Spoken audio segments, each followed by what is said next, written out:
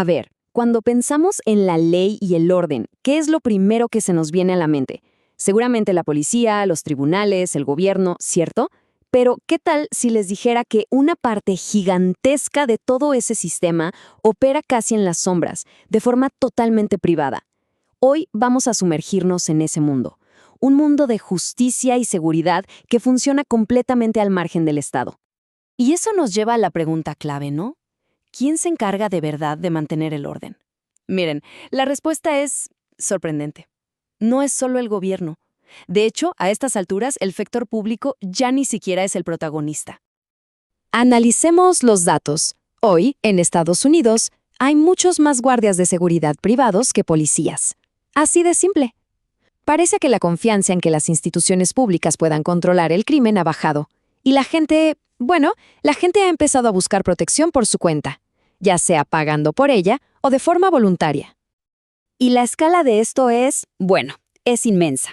Fíjense, para el año 1982, hace ya bastante tiempo, se calculaba que 1.1 millones de personas trabajaban a tiempo completo en seguridad privada en Estados Unidos. Eso es muchísimo más que la policía pública. Estamos hablando de una industria masiva que corre en paralelo a la fuerza policial que todos conocemos. Ok, para entender bien cómo funciona todo esto, vamos a dividirlo en 4 partes. Primero, vamos a ver el boom de la seguridad privada. Luego, cómo las comunidades se están organizando para cuidarse a sí mismas. Después, nos meteremos en el mundo de la justicia fuera de los tribunales. Y por último, la idea de que puede existir ley sin necesidad de un Estado. Arranquemos entonces con este crecimiento explosivo de la seguridad privada. La sensación de inseguridad fue creciendo. ¿Y qué pasó? Pues que tanto la gente común como las grandes empresas empezaron a tomar medidas y vaya que fueron drásticas. Los expertos que estudian esto han identificado como 3 tipos de respuestas principales. En inglés usan 3 palabras que empiezan con W, que son walling, que es básicamente levantar muros, watching, que es vigilar, y wariness, que se refiere a ser más cautelosos y cambiar nuestros hábitos. Walling o amurallar es quizá lo más obvio. Según un informe muy famoso sobre el miedo al crimen, más de la mitad de los hogares ha puesto cerraduras extra. La mitad. Y las empresas, ellas lo llevan a otro nivel. Luces potentes, tarjetas de acceso, guardias. Se trata de crear barreras físicas, fortalezas en miniatura. Luego tenemos watching, la vigilancia, y esto va desde algo tan simple como pedirle a un vecino que le eche un ojo a la casa, hasta los sofisticados sistemas de cámaras de las empresas. Pero lo más interesante es cómo han surgido las patrullas de vecinos. Miles de comunidades ahora tienen sus propios ojos y oídos en la calle. Y por último, awareness, la cautela. Aquí es donde vemos cómo el miedo cambia nuestra rutina. Más de la mitad de la gente asegura las puertas del coche mientras maneja. Casi la mitad planea sus rutas para no pasar por zonas peligrosas. Son pequeños cambios que, sumados, reflejan una transformación social enorme. Y claro, como siempre, hay que seguir el rastro del dinero. Los números no mienten.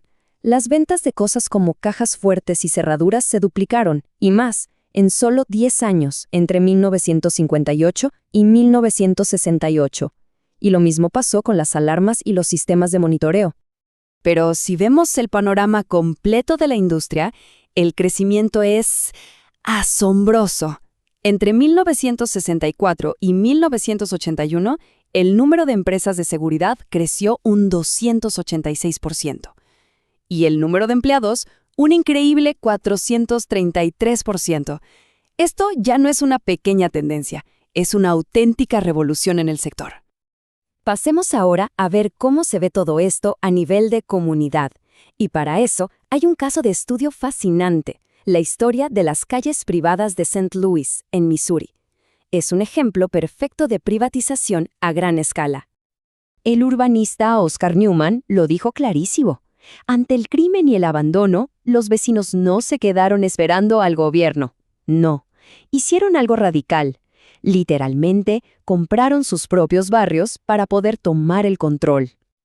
¿Y cómo lo hicieron? El proceso es sorprendentemente sencillo, la verdad. Primero, le pidieron a la ciudad que les traspasara la propiedad legal de sus calles. Después, crearon asociaciones de vecinos para administrarlas, haciéndose cargo de todo: basura, mantenimiento, seguridad y el último paso: cerraron las calles al tráfico que no fuera de los residentes. ¿Los resultados? Impresionantes. La diferencia es brutal.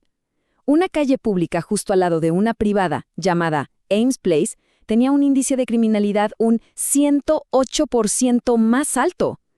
En prácticamente todas las categorías de delitos, las calles privadas eran muchísimo más seguras. Parece que ese sentido de ser dueños del lugar creó una unidad que, al final, ahuyentó el crimen. Muy bien. Ahora demos un salto. Dejemos la seguridad física y hablemos de cómo se resuelven los conflictos. Porque no solo la policía se ha privatizado, la justicia también.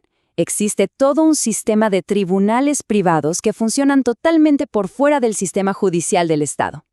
Y aquí hay dos caminos principales. Por un lado está la mediación. Una tercera persona neutral ayuda a que las partes lleguen a un acuerdo. El objetivo es negociar. Por otro lado está el arbitraje. Ahí, el tercero actúa como un juez privado, y su decisión es final y obligatoria. Una busca el acuerdo, la otra busca una sentencia. Pero ojo, el arbitraje no es nada nuevo. Volvió a tomar fuerza en el siglo XIX, cuando los comerciantes de algodón británicos necesitaban resolver sus pleitos rápido, durante la Guerra Civil de Estados Unidos. Luego, durante el siglo XX, las empresas lo usaron para arreglar sus problemas sin meter al gobierno, hasta que en los años 80 explotó con la aparición de empresas dedicadas a ser tribunales privados. Y se usa por todas partes de verdad. Muchísimo en contratos de empresas, en conflictos laborales, en quejas de consumidores, hasta las reclamaciones a los seguros o los casos de negligencia médica se resuelven cada vez más por esta vía, evitando los juicios públicos que son larguísimos y carísimos.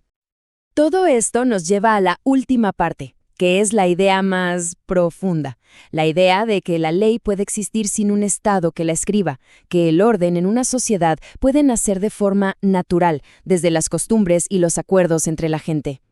El ejemplo histórico perfecto es la llamada Lex Mercatoria, o la ley de los comerciantes. En la Edad Media, los comerciantes que hacían negocios por toda Europa crearon sus propias reglas. No había un rey mundial que las impusiera, simplemente surgieron de la necesidad y la práctica. Y ese sistema es la base de nuestro derecho comercial actual. Hay un jurista, Lon Fuller, que lo explicó muy bien. Decir que algo solo es ley si lo dice el gobierno es ignorar todas esas costumbres que funcionan tan bien que a nadie se le ocurriría llevarlas a un tribunal. La ley, en el fondo, es simplemente el conjunto de acuerdos sobre cómo interactuamos. Así que, para atar todos los cabos, desde la persona que instala una alarma en su casa, pasando por la comunidad que cierra su calle, hasta las multinacionales que resuelven disputas millonarias en arbitraje, existe un sistema gigantesco de ley y orden funcionando. Y es privado, voluntario y se basa en contratos y costumbres. Y esto nos deja con una última pregunta para pensar. Si las personas, las comunidades y las industrias son cada vez más capaces de darse su propia seguridad y justicia, ¿qué papel le queda al Estado en el futuro? ¿Estaremos viendo cómo se redefine por completo la forma en que se organiza la sociedad?